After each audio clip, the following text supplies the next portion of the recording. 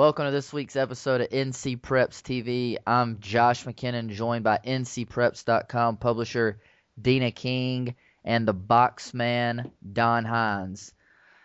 Guys, here we are where the white flag is up. We're 1 week away from being into the state championships. Last week, probably the biggest game on the board, nationally ranked Butler was in Memorial Stadium once again facing an undefeated East Forsyth team and came out with a 25-15 victory, setting up a rematch that everybody wanted to see all year long with Mallard Creek. Guys, what are y'all thinking as far as this week goes? Is it going to be any different than the first game? The only thing that I can really say that's going to be much different is a quarterback from Mallard Creek, Emery Scaife, is going to have a lot of experience under his belt. I think when you put playing that early, I guess you'd say, and then each team they just gain momentum. I mean, and that's basically what Butler, that Mallard Creek had done since the Butler loss. They just kept at it and kept at it and kept at it. And I think they've got better. I'm sure they have, and I think it'll be a different ball game. I think Butler will probably take them, but I just see that the Mallard Creek has grown up, I guess you'd say. Dina, it's got Mallard Creek has went back to a lot of running the ball behind Gary Gore ever since Marquez North has been out with his injury and everything. It seems like the Mallard Creek offensive line has really rose to the occasion and has been blocking really well for the running backs and giving Scaife time to hit those receivers like Jorian Jordan and Samuels.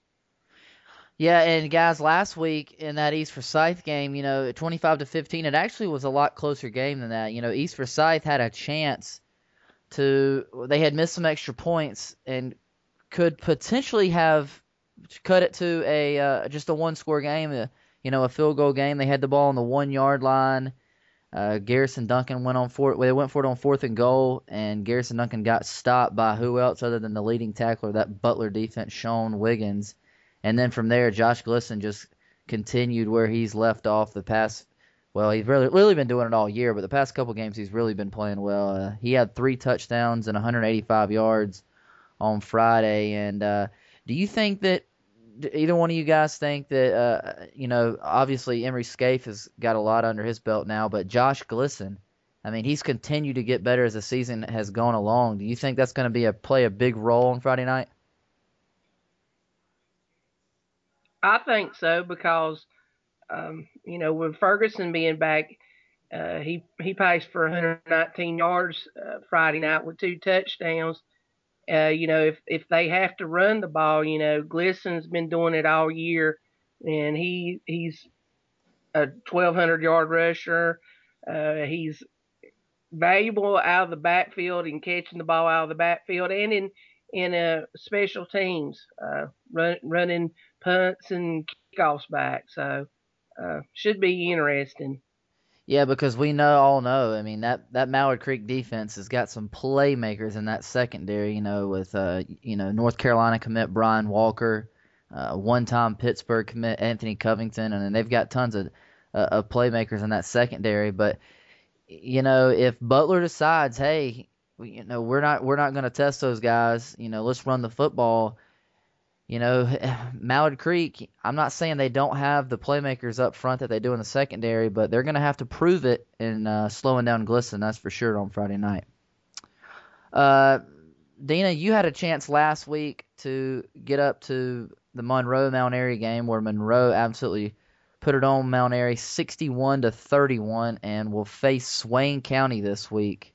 Talk to us a little about the game.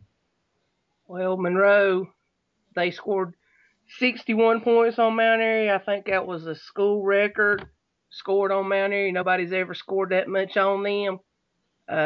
Quashawn Chambers, who's committed to Duke, ran for over 100 and had 122 yards passing with a couple touchdowns. They just have a lot of skill at the skill position. Chase Byram, he added 111 yards and 2 touchdowns. And then you have Trayshawn Wynn, who caught a touchdown and ran. Defensively, they've got a Shad Bird who first 2 or 3 plays of the game he was the tackler, and you kept hearing his name all night.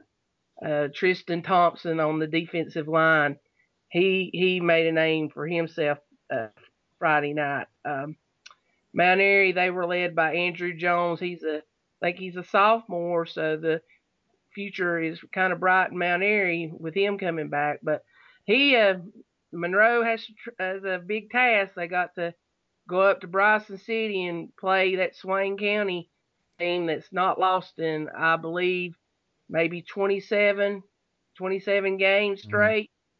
Got to go up there and face a team that basically just destroyed Hendersonville, who I think had a lot of talent and skill and speed, the same type of team Monroe kind of has. And they were up on them 56-3 at one time. And so Swain must have, I mean, they know their football up there. If they say that this team is one of their best and maybe one of their best ever, I believe that. Yeah, Dina, this game, the Monroe-Mount Airy game, was close, or somewhat close at halftime. What changed in the second half? Well, it was 27-10. Mount Airy kicked off second half. Dion Sturdivant returned a kickoff for a touchdown. Mount Airy run 2-3 plays, fumbled. Levante Baker returned a fumble for a touchdown. And it was like a minute into the game. It was already 41-10 in the second half. So, and then basically they just traded scores from then out, and it ended up being 61-31. Well, we'll talk a little bit more about the matchup this week between Monroe and Swain County. That's definitely going to be a good one. But Don, the box man, had a chance to get up last week to Charlotte Catholic, where they defeated the Wonders. Don, can you talk to us about that game? Yes, I'll give you a little one-liner pun. Since I used to be a stand-up comic, I made the comment. I said they call him Hood, but I believe he's the whole doggone car. Elijah Hood, he was just remarkable. This is the first time I've got to see him this year, and he's just so elusive. I mean, you get him in the open, and he outruns you. You try to tackle him, he runs over you. I mean, he's just like a freight train, so to speak, but he has the speed to go with his agility. And, you know, he put up 300 yards on Wonder defense. I think it was 6 touchdowns. Yeah. And you just have to see him. He's just a remarkable running back. I had doubts that he could do that against Brown's defense. Now, Brown has come in, mind you, with injuries. They probably had the most injuries to their key players, offensive and defensive, all year. And to make it to the third round is really remarkable. I have to give Coach Newsom and his Wonders a high five for that. And I was kind of optimistic, thinking, well, maybe Brown's defense would be powered to their run offense. But I mean, it was quick. I mean, it got out of hand fast. And Elijah Hood, you give him one step out of the line of scrimmage, and he outruns everybody. The score ended up 49-18, and it was just all Elijah Hood. Now, he is not their only guy. I mean, they've got other players, and their defense, to me, I looked at them before the game. I said, these kids are small compared to the past defenses I've seen at Charlotte Catholic, but no, they could play. There's no doubt in that. You have to give Coach Odo and his Charlotte Catholic team some props. Don, let me ask you this, and an unbiased opinion here. We were talking about Elijah Hood maybe a couple weeks ago, and we both, we said, man, he looks like a linebacker. Is he just so much stronger than everybody? After seeing him now, and Brown has struggled with the run all year long. And is Elijah Hood and Charlotte Catholic good enough to win a state championship this year? Well, it's a game that I would like to see if Catholic gets by Statesville. T.J. Logan against Elijah Hood. Whew. I mean, that's a dream matchup right there. And of course, the Statesville fans can say, with Mumford and Parker, against T.J. Logan and his Nighthawks. That would be a great matchup. And Catholic is, as far as Hood, the young man has unbelievable skills. Like I said, from his waist down, he looks like a linebacker. And people were thinking, is he going to be a linebacker or he's going to be a running back in college? I said, are you kidding me? He's going to be a running back, but he's built like a linebacker, and he's got the speed of a lion. I mean, just unbelievable. Yeah, he's a rare breed. There's no doubt about it. And we both had a chance to see him this year at the VTO Combine, but I haven't had a chance to see him in person this year. But hopefully I can see maybe either in the state championship or this week. I haven't decided where I'm going to head to on Friday night, but I definitely would like to definitely watch him play this year. Guys, some other notables from last week, Richmond going down to Jack Britt surprised me a lot. I don't know about you guys. 56 to 52 in that game. And then South Point, getting upset by Statesville 27 to 21. Which one of those two games, guys, did y'all think was the biggest shocker? I would say that the Jack Britt and Richmond County game. Basically, with the NC Prep polls this year, they've been spot on a lot, and Britt was in there earlier, and Richmond hung around the top 4 or 5 there most of the year before they lost to Scotland County. So with Britt not really being in the poll that at the end of the season, I would say that's the biggest upset, basically because with Statesville and South Point, there was only a couple spots different. That's one of them flip a coin and see who's going to win. So I would have to say, in my opinion, it would be the Jack Britt Richmond County game was the surprise for me. Dina, yeah. How about you? I agree too. Jack Britt, they came in first of the season with a new coach, and they had some losses, and Richmond, they had Cruz basically all year until they ran into Scotland, and Scotland beat them for the second time of the year. Thought they would regroup and start making a statement in the playoffs, and to go into Rockingham and beat Richmond on their own field 56-52 was quite impressive for Jack Britt, because I don't think they had ever done that before. Yeah, that was definitely a very big shocker. I'd have to go with the Richmond game as well. I thought all year long, this is the most dominant team up front, great running back. I thought they had a great chance to win it all this year. Obviously, teams like Butler and other teams. They were putting on a show. It was maybe the defense that kind of let them down. Kind of remind me of Brown Hickory Ridge games, both of them. Just look left, look right, touchdown. I mean, it's just unbelievable scoring. Yep. Well, guys, we're going to take a quick break, take a chance to thank our sponsors, and then we'll come right back to talk about 16 games on slate for this Friday night across the state to see who will play in the state championships next weekend.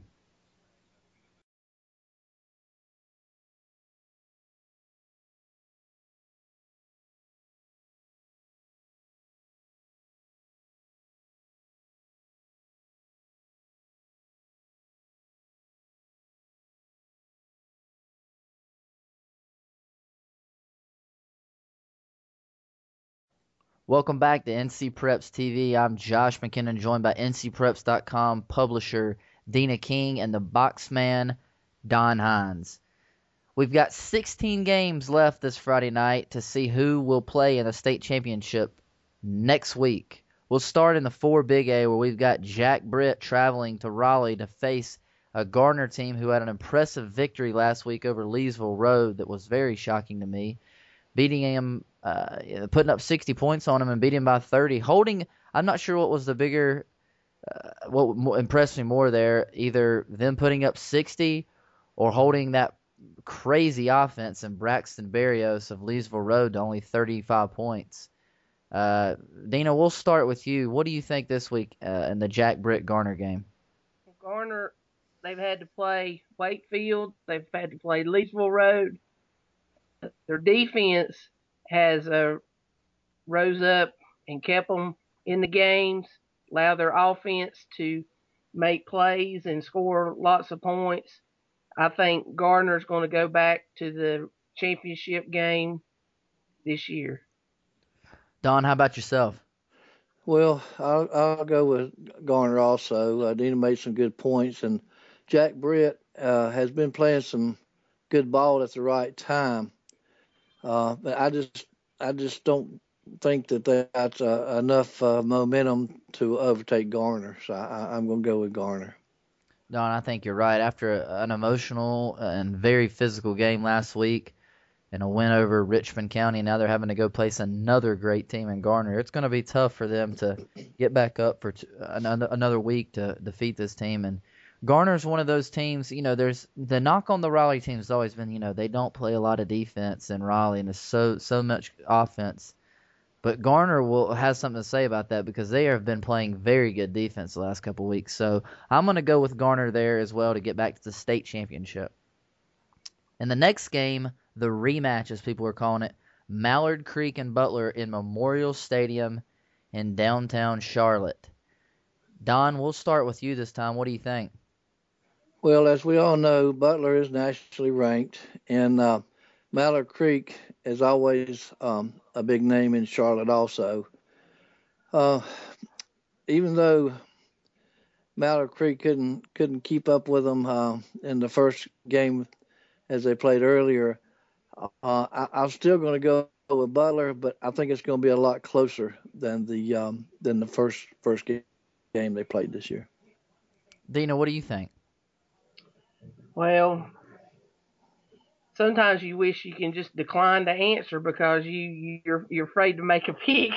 And this is one that I could see Mallard Creek coming back and winning this second game because they have basically kind of changed their offense a little with Marquez North being out. I don't know if the team has really picked it up in his absence and everything, but but you got Butler over there that's wanting to get back to the championship game, and I guess it just depends on whose defense steps up and makes the plays, because I think both offenses will score, and but I guess if I have to make a pick, I'll make it with Butler because of them. With Ferguson being back. Now, if he hadn't been back, I might have changed my mind. But with Ferguson being at quarterback, I'll go with Butler. Dina, this is the game in the state of North Carolina. I mean, it's on the front page of our Prep Football News yearbook, and I just think that it's always tough for a team to win a game in a rematch and beat the same team twice in a year. But if any team in the state can do it, it's Butler, that's for sure. Mallard Creek reminds me of a lot of East Forsyth, a big physical defense with a very athletic quarterback who can run the option, who can run the zone reads. They're going to beat you in kind of a lot of different ways. Running the ball very well right now is Mallard Creek, and that's going to be big because they're going to want to control that ball. Because the way that Josh Glisson is running right now is scary because, if Butler can run the ball that well, and we all know who they got at quarterback and at receiver, I mean, that's a very, very, very tough situation to stop. So I'm going to go with Butler there, and Josh Glisson is my X factor. In our next game, whoa, boy, this might be the game in the state this week. I know I said that Mallard Creek and Butler is big, but Scotland County and New Bern being the home team there. I'll start this time, guys. This is one of those teams, and you've got Porter Ridge over there again. Could we have a rematch next weekend that we had last year in the Fort Little Way State Championship? I don't think so. I'm going to go with Josh Taylor and New Bern. I think this is their year. I've had them picked for a long time this year. We talked to him earlier this year, and Josh has got his head on straight, and I think they're very focused. A lot of playmakers for him on the offensive side of the ball, and just a very impressive offense. So I'm going to go with New Bern. Dina, how about you? Well, I'm going to go with New Bern too. It actually is a rematch of last year's Eastern 4A finals, which Scotland won and went on and won the state 4A championships. I think this year, those seniors, Josh Taylor, Jace Watkins, Braylon Cherry, all those guys, they remember, they want to bring New Bern back to that state championship game, and I think they do this year. I think they'll take the Scots this year. Don? Well, like you said, it is a tough game to call. But just looking at New Bern's schedule, they beat New Hanover twice, who was rated most of the year. They beat Hoggard twice. They beat Hillside first game, who was a preseason favorite to be one of the top teams in 4A, and they also have gave Havelock their only loss of the year. And we know what Havelock has in the 3A division, but Scotland just to me hasn't played the schedule that New Bern has, and I think that's going to tell in this game, and I'm going to go with New Bern.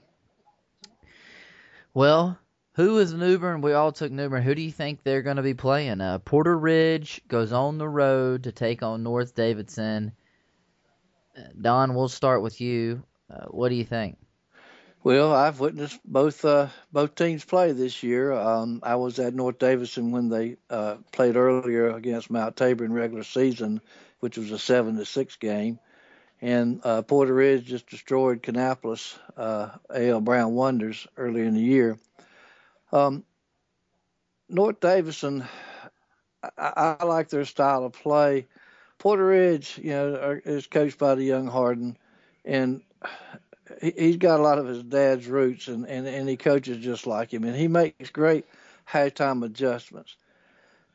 And I think that, to me, that's going to be a key in this game, adjustments. And I just think Coach Harden will make those adjustments. Dina? And I'm going to take Porter Ridge over North Davidson. Okay. Well, Dina, what do you think? Well, I know Don makes some great points, but I'm going to go with North Davidson. I mean, they've been kind of under the radar basically all year. They made it through the Central Piedmont 4A, which is pretty tough conference with West Forsyth, Mount Tabor, and Davie County. So they've been through some good close battles. This is going to be odd because you're going to have two of the best schools having great special teams, with Wogan at Porter Ridge, and then you have Spencer Lanford at North Davidson and Chase Mitchell at punting. So this is a game that field goals could be at a premium, and you got two fine kickers in those two guys, but I think it could be one of these 17-14 games and everything. So I'm going to go with North Davidson. They'll be playing at home. They'll have everybody in Davidson County there basically. So I'm going to go with North Davidson. Well, I had a chance to see Porter Ridge play a couple of times this year, and I've been really impressed with with Porter Ridge, and I've been not so impressed with Porter Ridge. I was there when they got beat by Weddington, and one of my favorite coaches in the state, if not my favorite, is Blair Harden at Porter Ridge. That program he's really brought it a long ways. But I think North Davidson gets the win. They're the home team. Porter Ridge has got a pretty good travel ahead of them. And, when you go on the road, the number one thing you want to have is a great, great quarterback. And Porter Ridge, when they move those coup quarterbacks in and out, It's just I have a hard time picking them on the road in a big time game like this. So I'm going to go with North Davidson here. And our next game is also going to be up in the Triad area of North Carolina, where Hunt and Lewis Neal go on the road to take on TJ Logan and the Northern Guilford Nighthawks. Dina, we'll start with you here. I've picked Northern Guilford every time we've had them on the show, and it's nothing different. Northern Guilford, Logan show. I mean, nobody stopped him this year, so it's going to be interesting to see if Hunt and Lewis Neal can. Now Lewis is a LSU recruit. Hunt has a great running back in Josh Joyner, so he's run for over 2,300 yards. So I mean, it's going to be a good game if you like running the football. But I do still think Northern Guilford keeps on going. Don, what do you think? Well, both teams are undefeated. Hunt has the last two games. They've played some pretty good teams in the playoff. I think Cardinal Gibbons and Cleveland. So they're battle tested, but I just don't think they're ready for anything that the Nighthawks have. T.J. Logan is just elusive. He's a different style runner than your Elijah Hoods, but he gets the job done. And sometimes people will say he's like a ghost. You have him trapped, and all of a sudden he's gone. So I'm gonna have to go with the Nighthawks of Northern Guilford. Hunt has been battle tested, but you just can't stop that offense of Northern Guilford. Yeah, that offense is fun to watch. I'm going to go with Northern Guilford as well, strictly because what you said, TJ Logan. If TJ Logan isn't the player of the year right now in the state, I don't know who is. There's a lot of great players in this state, but I don't know if any is playing better than Northern Guilford's TJ Logan. And I think that they're going to get back to the state championship, and whether they play Catholic or Statesville next week, I'm going to pick Northern Guilford as well there. So I'm going with Northern Guilford. In our next game, Catholic goes on the road to take on Statesville. Don, we'll start with you. What do you think? Well, this is another. I mean, there's just so many huge matchups this week. Hood against Parker. Parker, is a Virginia Tech commit, and they also have dueling quarterbacks, I guess you'd say, with Mumford.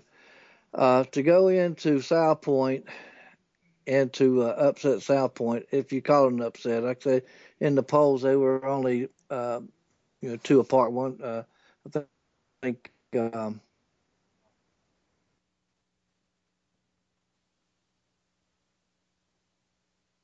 States was 5,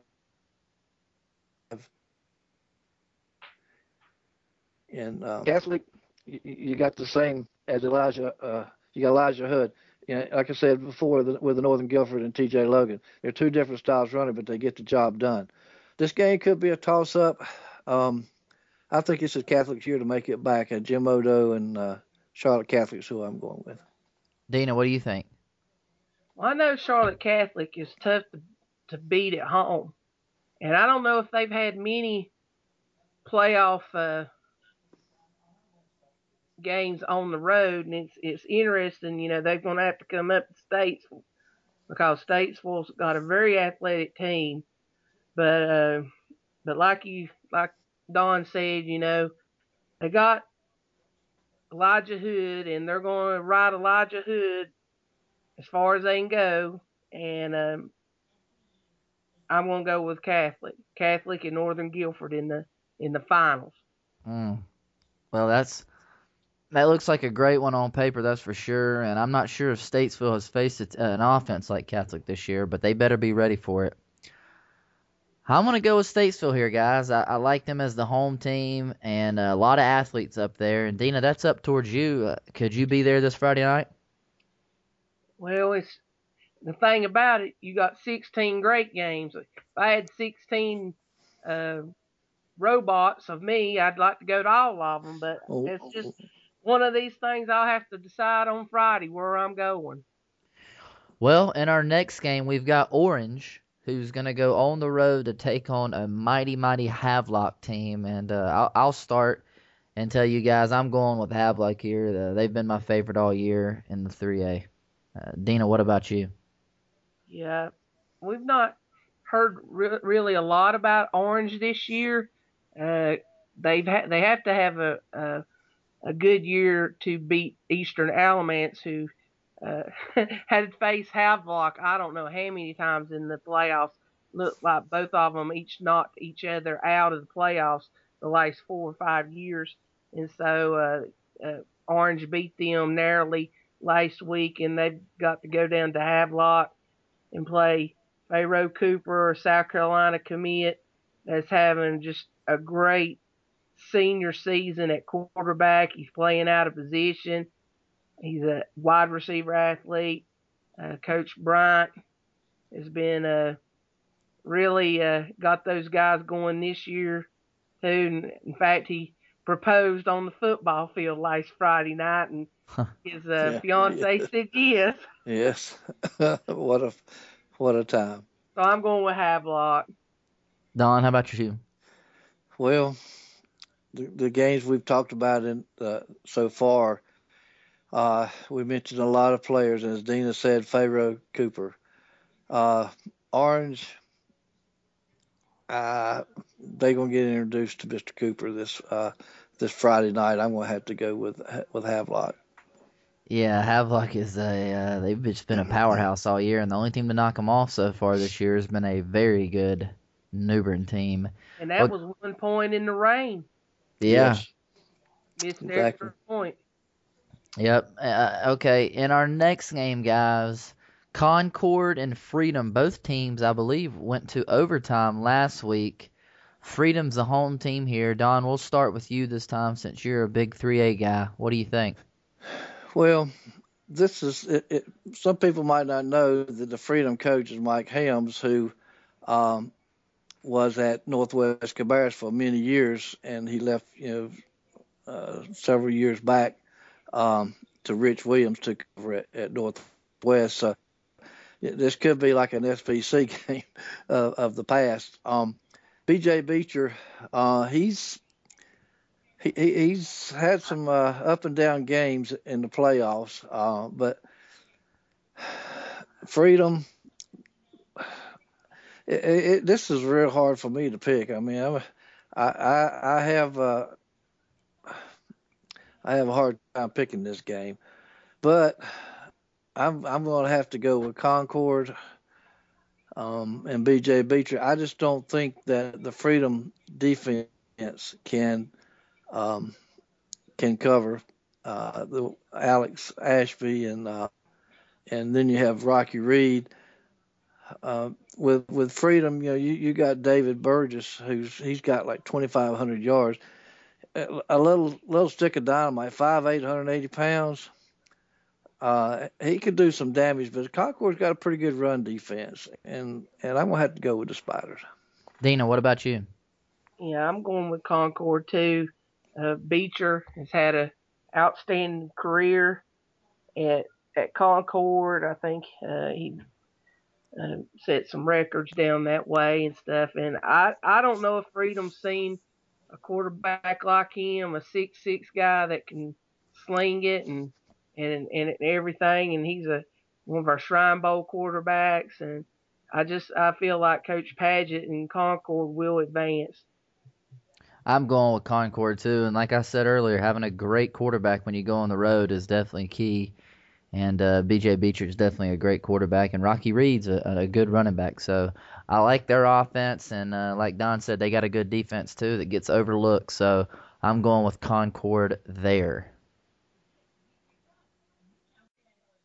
As we move on to the 2A, we've got Carrboro going on the road to take on a Northside Jacksonville team.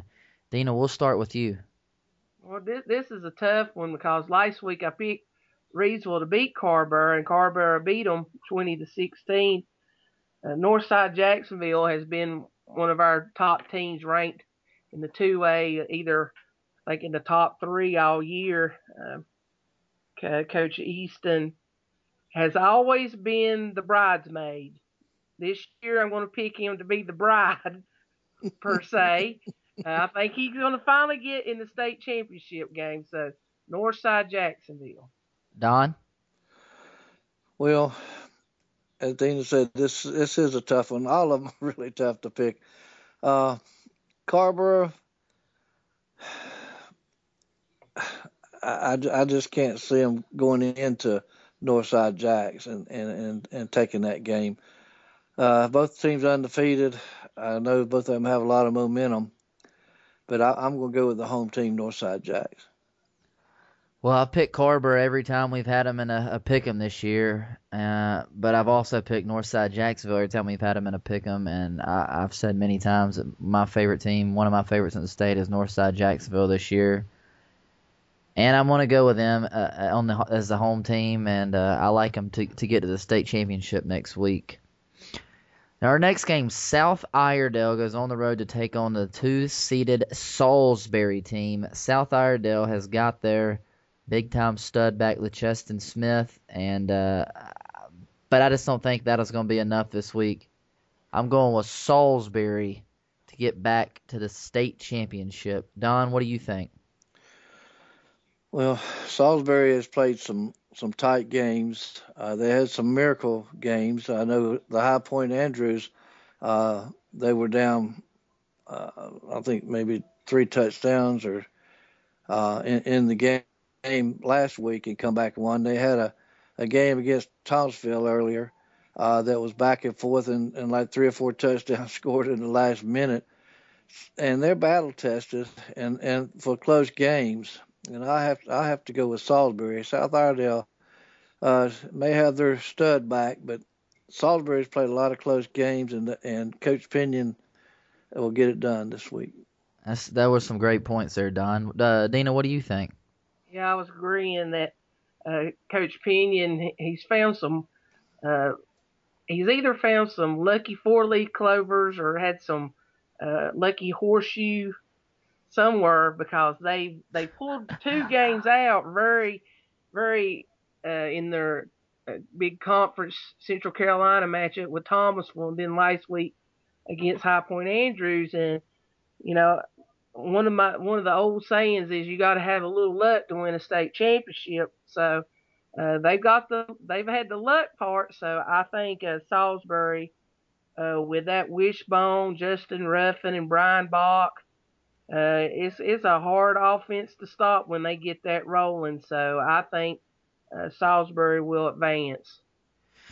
In our next game, South Columbus goes on the road to Tarboro, North Carolina, to take on Tarboro.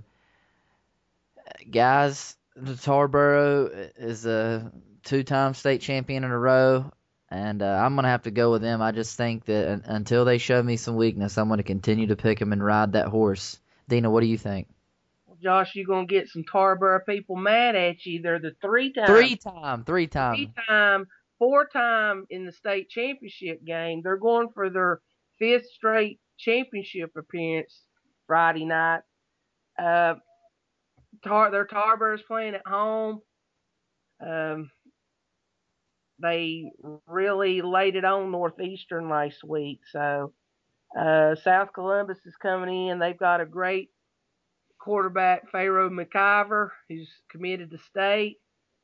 But I just think Taekwon Lewis and Quentin Roberson and that bunch is going to advance to their 5th straight championship appearance, going with Tarboro. Yeah, I don't know why I said 2-time. I guess I was thinking Northern Guilford, but yeah, Tarboro 3-time. And like you said, Taekwon Lewis, I think that he's going to go out with a state championship ring, that's for sure. Don, what do you think?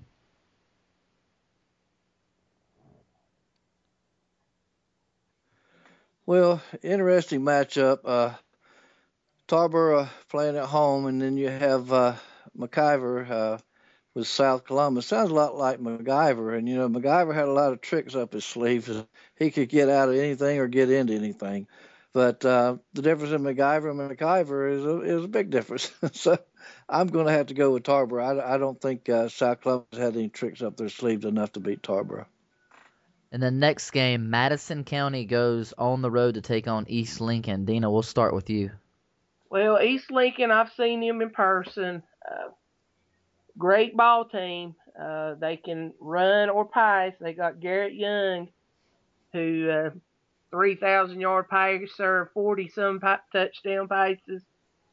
Got three really good receivers. They have a tall one in Tyler Brock. They got an athletic one in freshman Chaz Surratt, who I feel is going to be probably one of the top freshmen in the state. And then Jesse Earnhardt, who is a speedy guy. They like to throw a lot over the middle. They got a huge offensive line. They got a huge defensive line. They got a great middle linebacker in Scott McMichael.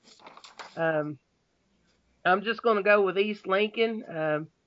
Madison's coming in with a big, strong rushing attack led by Derek Hillman, and they got Tyler Rogers at quarterback. But I just think East Lincoln's potential of spreading Madison out on the field and take away some of that size that they have and use some of their speed is going to be the difference. I see East Lincoln facing Tarboro for the 2H state championship.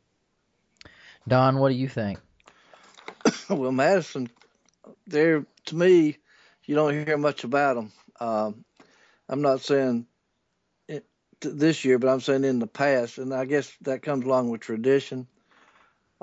East Lincoln has tradition, and they have Young at quarterback.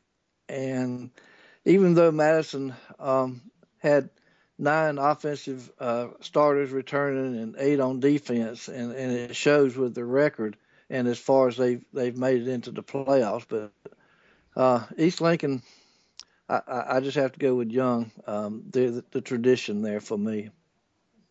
Well, I'll be honest with you guys. I really don't know much about either one of these teams, and I was kind of just listening to what you guys were saying to make my decision. So, Dina, you really convinced me with this East Lincoln team, and that's who I'm going to go with in this game.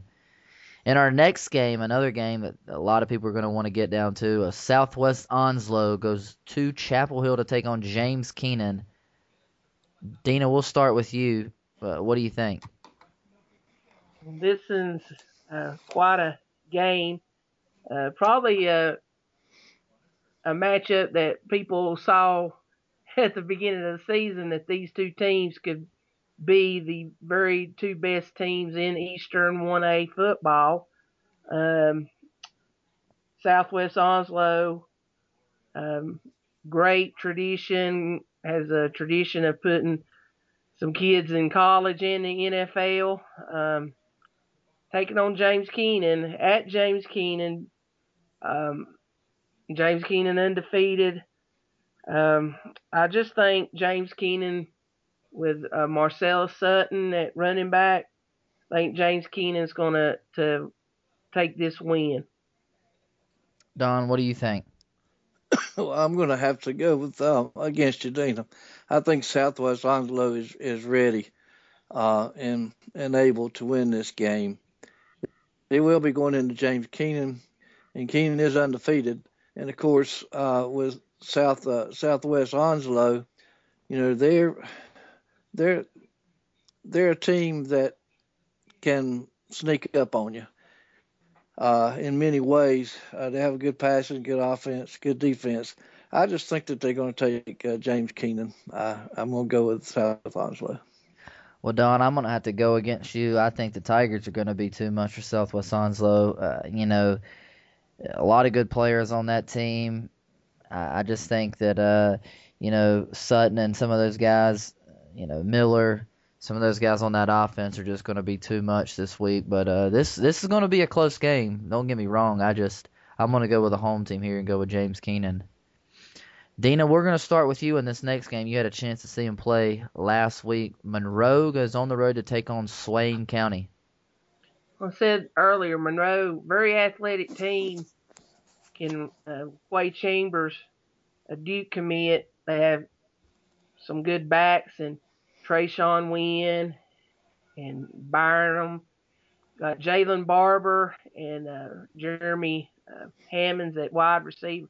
And Jeremy Hammonds is an interesting story. He's got 9 interceptions and he had over 24 blocks of kicks, and that is field goals, that's extra points, that's punts. So Swain County is going to have to make sure they block him if they do any kind of kicking.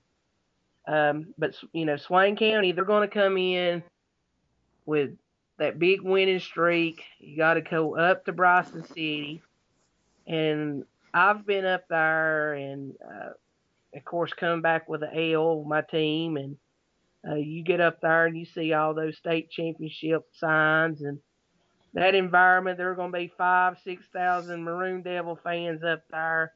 I did notice at the Mount Airy game, Monroe did not bring a lot of fans, so it's going to be definitely a home field advantage for Swain.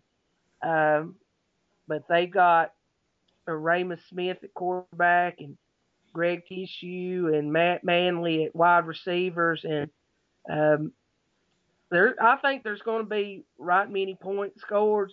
I think the difference is going to be Swain's defense.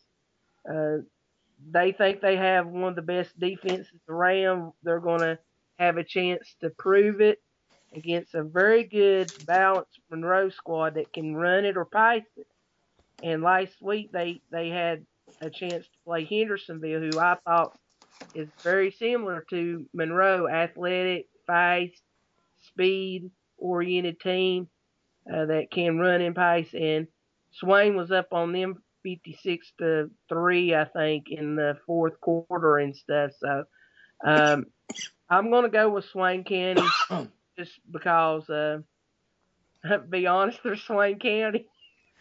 Yeah, Dina, I tend to agree. I'm going with Swain County here as well, and I think it's going to be an interesting matchup to see that Monroe offense is really powerful go against that Swain County defense. Swain County is just so big and physical up front. I think they're going to have a struggle running the ball against them. Don, what do you think? Well, Monroe, played a very tough non-conference schedule, and they crept into the poll, after the fifth or sixth week, after they got through their non-conference schedule, and they've had momentum ever since then. And there's been a lot of chatter on the boards about this Monroe team, but Swain, you just have to go with them playing at home. They've been the number one team all year, at top of everybody's poll, and I'm going with Swain County. I just think even though Monroe played a tough non-conference schedule, they did it out ready for Swain. Well, guys, in our next game, we've got the Cinderella story Princeton taking on Plymouth. Don, we'll start with you here. Plymouth by a bunch. I shouldn't say that maybe, but Princeton is just. I mean, what 2-8, 3-7? Was that the record going in? Yeah, I think they were 3-7 going in. I think that's right. And I think their pod and the teams they played, they just they just crept into this game, so to speak, in the back door, I would say. Plymouth has scores and scores and scores and scores and scores. I just don't see this game being close. I'm going with Plymouth. Yeah, I'm going with Plymouth here too. I just think, like you said, they got tons of athletes on this team, and that's not taking anything away from the Princeton team because they've had a great playoff run, but I think it'll stop here, and I think Plymouth big too in this game, and they've just looking through their roster and the book, they've got so many playmakers in that senior class, and it's going to be a special win, and who knows? They could get back to maybe another state championship in Plymouth. But actually, Dina, did you pick that game? Not yet, but I'm going to go with Plymouth too. Like you said, the athletes. They have Kendrick Pitt, who stars on offense and defense. Run for over 1,100 yards, and last year was one of the top defensive backs in the number of interceptions. And this year, we did an article on him, and he hardly had a pass spoke to him this year, but he did have one interception and returned it back for a touchdown. So Those coaches are kind of smart there.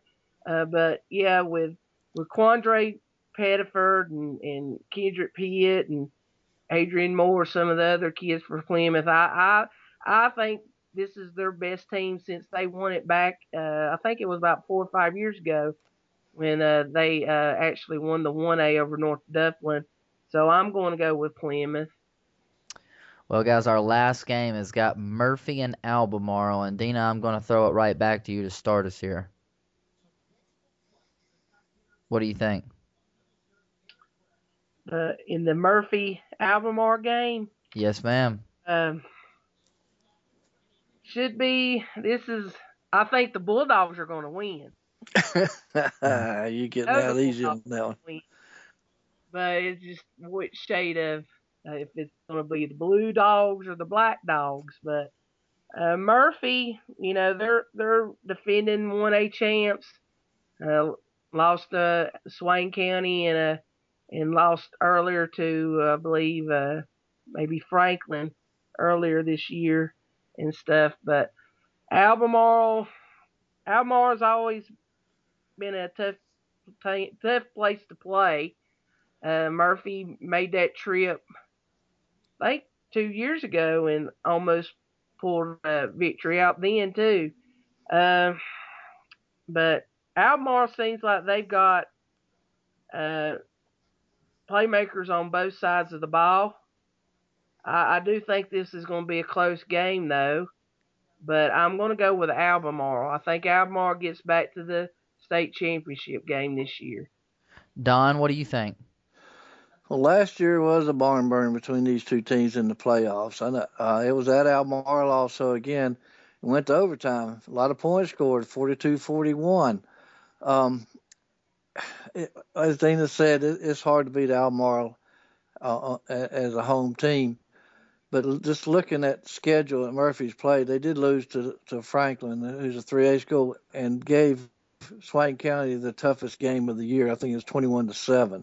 And to me, that impresses me a lot. I'm going with Murphy to take it this time. They're gonna beat Albemarle for the second time in their home field. I'm gonna go with the Bulldogs with the blue shade too.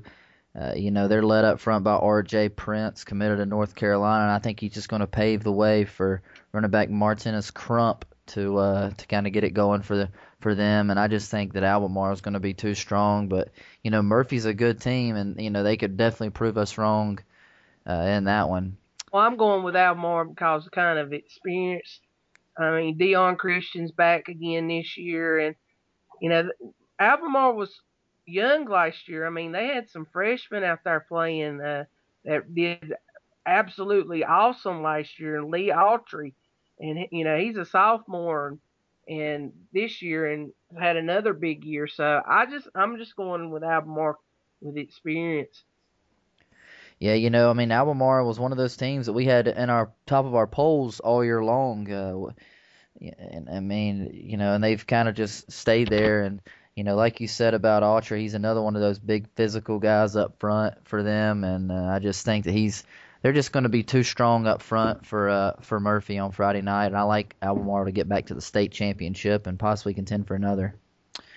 Well, guys, we've covered all 16 games for this Friday night, and I guess we're going to have to just rendezvous next week and talk about – we won't have many to talk about next week. We'll have 8 state championships to talk about, but does anybody know where they're going to be at on Friday night? I'm still trying to figure out. I'm flipping coins and drawing names, and there's just so many great matchups out there. To me, it's kind of up in the air right now. I might have to ask my wife where she thinks I should go. It's just going to be that tough to pick. You always think, well, you'll pick a game and you hope it's a good game, and then you just don't want to pick something that's going to be a blowout and wish I'd have went to this game.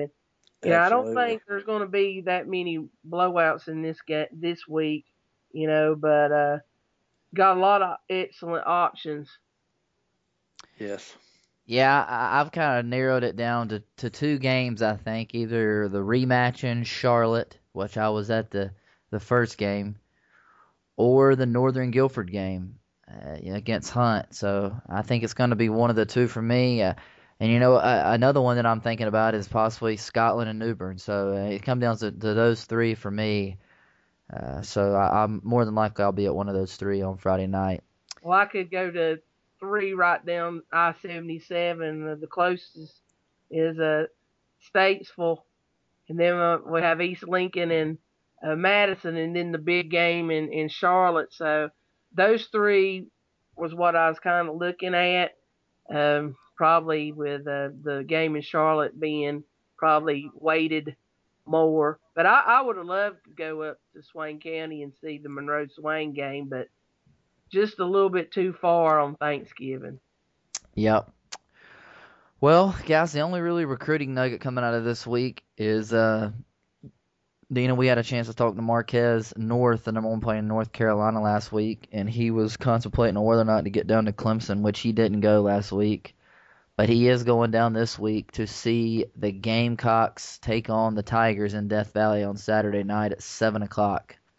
Another thing that to keep an eye on as far as the recruiting trail is a head coaching job at Tennessee. Derek Dooley being gone, is that going to affect some of the commits here in North Carolina and potential commits? Commit Riley Ferguson, and also Marquez North has him really high on his list. So it's going to be interesting over the next few months to watch or who they decide to be the next head coach there at Tennessee and how that's going to affect recruiting. Well, guys, happy Thanksgiving to both of y'all, and I hope y'all have a great holiday. I just want to thank everybody involved, Josh, Don, Kevin, staff of NC Preps on a great year, and we still got a little bit more to go, but I want to wish everybody happy Thanksgiving. Happy Thanksgiving to all the NC Preps posters also. Don, what time should we be over at the house on Thursday? Well, the turkey is cooking as we speak, and I'm a turkey master, so I'm not sure there's going to be anything left. I'm a 24/7, 365 guy that's turkey man, so you can come anytime you want. I ain't going to say there's going to be anything left. All right, guys. Well, happy Thanksgiving to all the listeners out there. And for Dina and Don, I'm Josh. And remember on Friday nights to follow us on Twitter at NC Preps. And stay tuned to see where we'll be headed out on Friday night. You can also watch NC Preps on Twitter for live scoring updates, or you can tune into ncpreps.com for the latest high school football news in the great state of North Carolina.